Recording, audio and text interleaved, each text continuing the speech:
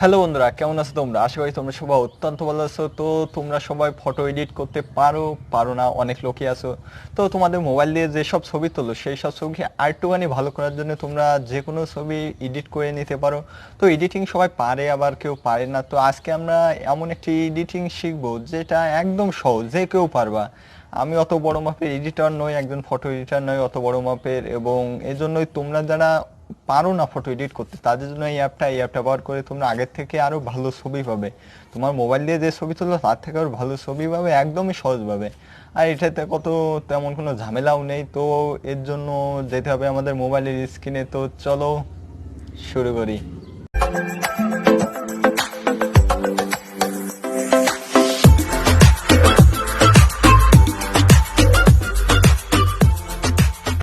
তো বন্ধুরা, তোমাদের সবাইকে আমাদের মোবাইল স্ক্রিনে স্বাগতম। এখানে আমরা দেখবো তোমরা কিভাবে সহজে ফটো এডিট করতে পারবে কোনো ঝামেলা ছাড়াই, এবং যে কেউ পারবে।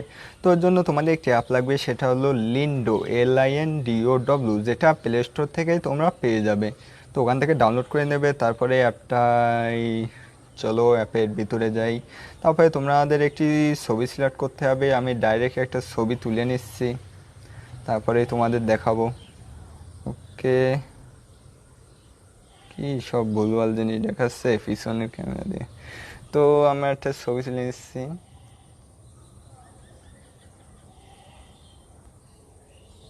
তো ছবি তোলার পর প্রসেসিং হচ্ছে।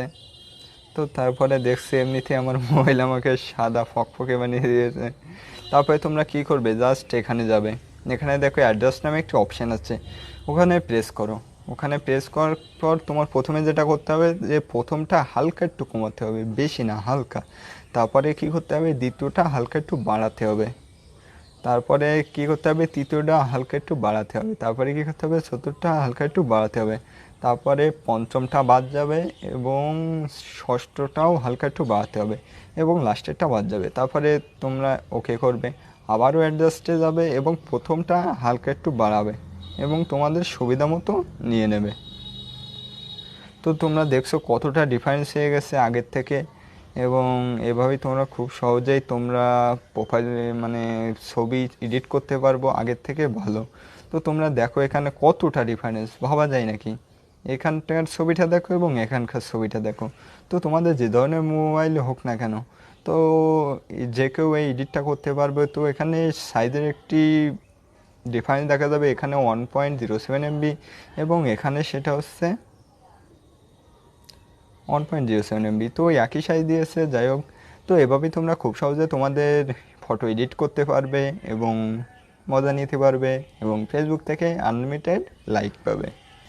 তো বন্ধুরা, এটাই ছিল আজকের মতো। তোমাদের অল্প একটুখানি প্র্যাকটিস করতে হবে, তাহলে তোমরা আগের থেকে আরও বেটার করতে পারবে। এবং আমার এই স্টেপগুলো ফলো করো, তাহলে তোমরা যে ছবি তোলো মোবাইল দিয়ে তার থেকে আরও ভালো ছবি পাবে। অন্তত চোখ দিয়ে দেখতে তো ভালো লাগবে, ছবির কোয়ালিটি যাই হোক না কেন। তো এটাই ছিল আজকের মতো। আশা করি তোমাদের ভিডিওটা কাজে লাগবে। তো পরের বার আবার দেখা হবে। Take care.